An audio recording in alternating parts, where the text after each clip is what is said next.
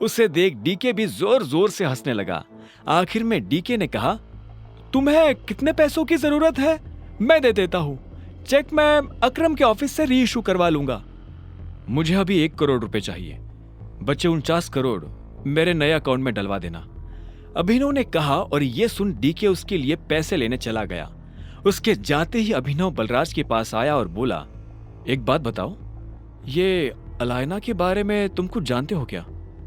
बलराज ने उसे ऊपर से नीचे तक देखा और बोला, वैसे तो सब कुछ जानता हूं, और वैसे कुछ भी नहीं।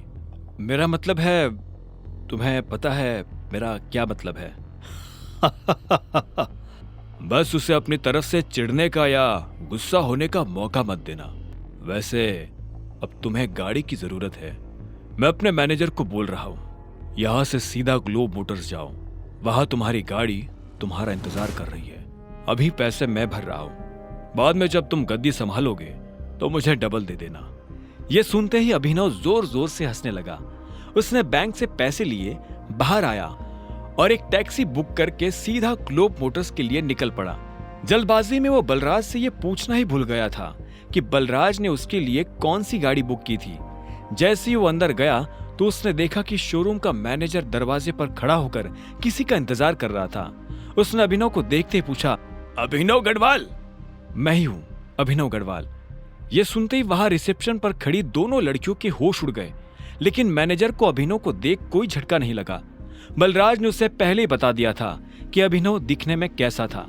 चलिए मेरे साथ, मैनेजर ने कहा और आगे बढ़ने लगा। कुछ देर के बाद अभिनव एक गैरेज में आ गया था। बाहर ढेर सारी गाड़ियां खड़ी हुई थी। मैनेजर उसे उसकी गाड़ी के पास लेकर आया। वो एक बहुत ही महंगी सी गाड़ी थी, लेकिन ऊपर से उसे देखने में ऐसा लग रहा था जैसे वो कबाड़ हो। बलराज ने जानबूझकर उसे पुराना करवाया था ताकि कोई भी अभिनव पर उसकी गाड़ी की वजह से शक न करे। पर जब अभिनव ने गाड़ी के अंदर देखा तो उसे बहुत अच्छा महसूस हुआ।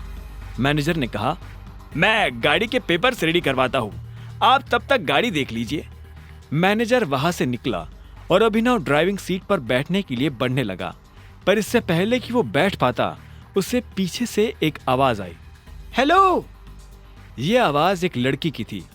अभिनव को लगा कि जरूर ये वही रिसेप्शन वाली लड़कियों में से कोई एक होगी, लेकिन जब वो पलटा तो हैरान हो गया। वो लड़की और कोई नहीं बल्कि चाहत थी। अभिनव ने चाहत को अनन्या के साथ अकरम की पार्टी में देखा था। चाहत और अनन्या दोस्त थी। ये सब क्या हो रहा है अभिनव? ये गाड़ी तुम खरीद रहे हो? तुम कौन हो और यहां क्या लेने आई हो? अभिनव ने तनी हुई आवाज में पूछा। चाहत को देख वो अपनी पहचान के लिए अलर्ट हो गया था।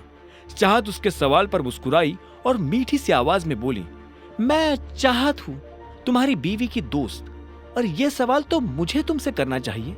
तुम यहाँ गाड़ी खरीदने कैसे आ सकते हो? अनन्या ने तो मुझे बताया था कि तुम गरीब हो। हाँ, मैं गरीब ही हूँ। ये गाड़ी तो मैं अपने बॉस के लिए लेने आया हूँ। चाहत ने उसे कुछ पल के लिए देखा और बोली, पक्का? झूठ तो नहीं बोल रहे हो? मैं तुमसे झूठ क्यों बोलूंगा? पता नहीं, एक काम करती हूँ, मैं अनन्या को भी यहाँ बुला लेती हूँ, दूसरे की सही, पर जब वो तुम्हें गाड़ी में देखेगी तो खुश हो जाएगी। नहीं, उसे बुलाने की क्या जरूरत है? क्यों बेकार में उसे परेशान करती हो तुम बताओ ना, मैं तुम्हारे लिए क्या कर सकता हूँ? यह सुनते ही चाहत के चेहरे पर मुस्कान आ गई। उसने कहा, मुझे चाहिए ट्रीट। क्या तुम मुझे ट्रीट पर लेकर नहीं चलोगे? देखो, मैं तुम्हारी बीवी की दोस्त हूं और मुझे नहीं लगता कि तुम्हें मुझे मना करना चाहिए। इससे पहले कि अभिनव उसकी बात का कोई जवाब दे पाता, चाहत ने गाड़ी का दरवाजा खोला और वो पैसेंजर सीट पर जाकर बैठ गई। ठीक इसी वक्त मैनेजर डॉक्यूमेंट्स लेकर आया और उसने डॉक्यूमेंट्स अभिनव को दे दिए। अभिनव भी ड्राइविंग सीट पर बैठ गया। उसे पता था कि चाहत खुद एक रईस परिवार से आती थी, ऐसे में वो उसे अकरम के एक होटल में ले जाने वाला था। चाहत पूरे रास्ते रह रहकर अभिनव को देख रही थी। अभिनव को समझ नहीं आ रहा था कि वो उससे चाहती क्या है। जैसे ही अभिनव की गाड़ी अकरम के होटल के नीचे पार्क हुई तो अभिनव का फोन बज उठा। उसने देखा अकरम का फोन था। हेलो, क्या हुआ टाइगर, सब ठीक? मैंने देखा तुम्हारी गाड़ी मेरे ऑफिस के नीचे आई है। उधर से अकरम ने पूछा। हाँ वो मैं होटल में किसी के साथ लंच के लिए आया था।